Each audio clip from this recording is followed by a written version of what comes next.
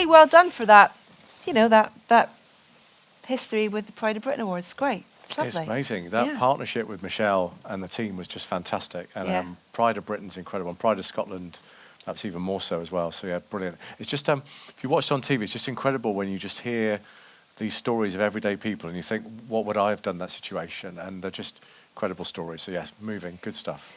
Just before we dive into your new role, though, a little bit about you for our audience. Chief Marketing Officer for Boots, along with Exec Sponsor for Marketing for Change and Boots Pride.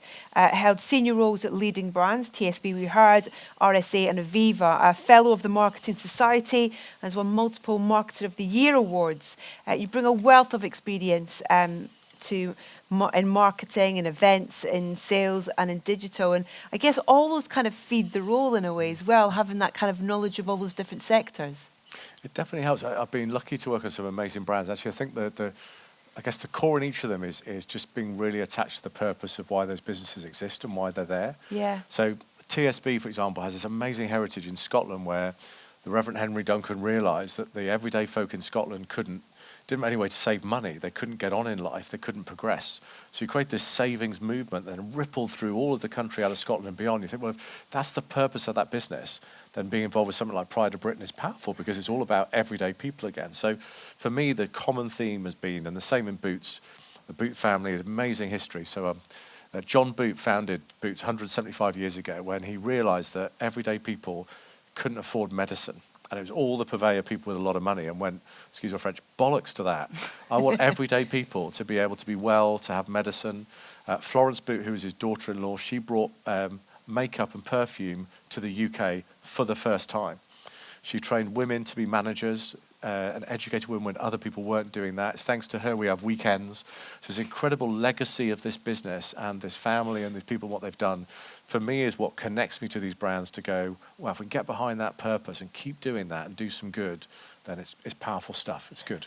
That's amazing. And I guess as well, there's kind of two lenses kind of around that as well, in terms of one with the internal corporate lens and the other, the outward communication of the brand. You know, like you say, like what's going on within the company, but also then how are people perceiving us and what are we working with and who and on. Let's start with internal, and how important do you think, like today, that those kind of live and in-person events are for engaging with your the nationwide teams within Boots, what role do they play? I think it really matter either. I think it's about, and we're doing a bit today, aren't we? I mean, it's about being connected. And I really liked actually how we evolved a bit in lockdown and we had Zoom and other bits and pieces, but you can't beat just getting people together in a room and the energy that then brings. And I actually spookily, wasn't planned this way, but I had all my team together yesterday. So 180 people in a venue and actually just getting everyone together.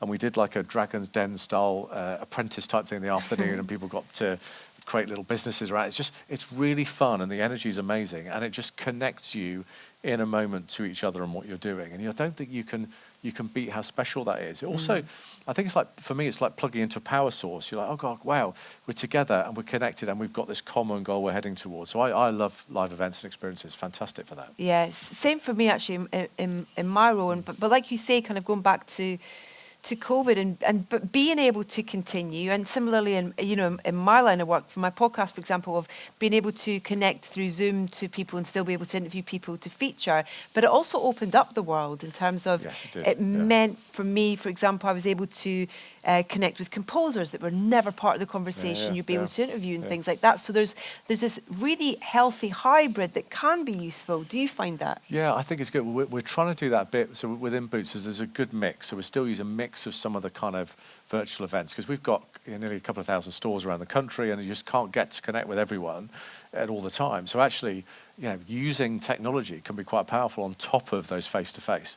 I think it's about spreading that calendar through the year and just being clear what you want each thing to do. It's got a particular goal. And if you can get that goal right and get the connection with the audience in the right way, then it works well. Amazing. I'm just going to give a quick shout out to my local Boots in Minchinhampton. Very tiny little Boots store. And staff are amazing. I love them. With your experience in diversity and inclusion, what approaches Boots takes with, they're really important areas that are quite rightly so, a big important part of conversations within industry. But how important are these areas, both internally within your, conferences and externally as a brand as well, to be seen, for experiential events? And Yeah, I think it's a great question. I mean, for me as any leader now, diversity, equity, inclusion just has to be what we do. Years ago, it was sort of this thing you bolted onto your day job. It should never have been that. It's just, to be a leader today, you've got to foster a culture where everyone feels welcomed, loved, supported, and acknowledged for who they are. So probably about the last 7 years, I've been exec sponsor for various Pride business resource groups in the companies I've worked in.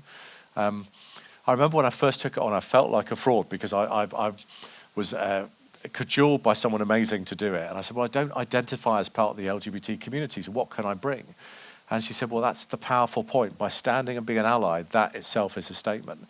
And it's allowed me to walk in other people's shoes and other people's lived experiences, because so often in life, you see the world through your own view and you think, well, that's my worldview. And it's so brilliant when you can walk in someone else's lived experience in their shoes. It's so enlightening. And then you come to a brand like Boots, where our whole purpose is to be with you for life, through the journey of life, through the highs and lows. So we're with people for amazing moments when they've just had a new baby, to moments when they're frustrated that their baby's got colic, to moments when they're shopping for the new beauty look, through to we've done work for a decade with Macmillan. So some powerful work where people are going through chemotherapy, need a beauty regime. Our beauty advisor trained to help people going through chemo to look and feel the best they can in that moment. When you're a brand like that, being inclusive and involving and making people feel celebrate and love for who they are is really important. So we do events all year round that celebrate the diversity of the amazing people that are both within our business and outside that too. I think it's really important, and I feel that particularly even in the advertising and the work we do. You'll see a bit of that in our Christmas ad, actually, that was filmed a few weeks ago, that you're coming soon to a screen near you. Is it as good as that one? Because that one we saw earlier is brilliant. There's the shopping The bag. shopping bag, yeah. that's a great one. That was a lot of fun, yeah. I was telling Edith earlier on, we filmed that in Scotland, and day one, beautiful sunshine. Day two, chucked it down with rain. We had the extremes. It was wonderful. But I think it really matters, even in the advertising work we produce. I think Michelle's done this brilliantly again with Pride of Britain, is we want to show the Britain, we want to show the Scotland that we all want, that everyone does feel loved and accepted in. I think creativity, the work we do, the events we do, is a great way to express that and celebrate that. If you don't see the thing you want, then demonstrate it, show it, and make it real. Such a trusted brand when you think about it. It's a kind of, it's a huge nationwide brand, but it still has that kind of community spirit to it almost, in a way, going back to what you were talking about, the origins of the brand in a way as well. That must be part of the ongoing conversation. It is, and it's a bit you don't want to lose sight of. So it was interesting to hear about the Edinburgh Tattoo Editor. We were sharing notes, weren't we, about old brands. It is, you've got to hold on to, we're 175 years old. You want to hold on to this thing, this nugget of what the Boot family created, but you've got to shift the brand on, because we'll all know brands, particularly retailers, Debenhams of the world, even Blockbuster Video. There are businesses, Woolworths was my favourite. Businesses, I used to get my music from Woolworths. Businesses you grew up with, they were there, and suddenly they were kind of not that relevant anymore. And I think the challenge for any business or anything after several years is to go, how do you stay connected and relevant in people's lives? So community is an important part of it, but you've got to keep showing up in a way where people go, oh God, this brand's still important. And when I walked into Boots, so many people said to me, oh, you're joining good old Boots. To the point where after that hit about the 6th time, I started to get cross. You go, well, it is, but it's new and it's relevant, it's modern. And when I walked in, we just coined this phrase to move from good old Boots to, oh my God, wow Boots. And that's been the real shift to go, we are all those bits you've described, but there's things that are relevant in people's lives today that we're doing. So I got to visit, quick plug, we've got an amazing new store. It's an old store on Princes Street in Edinburgh. We've redone it. So go in. It's completely different. We've changed the whole beauty regime. You go upstairs, healthcare is completely different. We've got a world of hearing where you can immerse yourself in different hearing experiences. If you think you've got hearing difficulties, it's incredible. That is Boots showing our relevance today, but rooted in the history of where we are.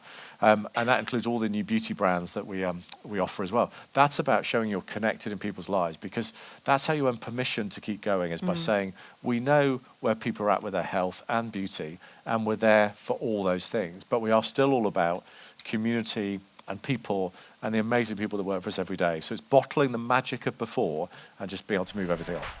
Brilliant.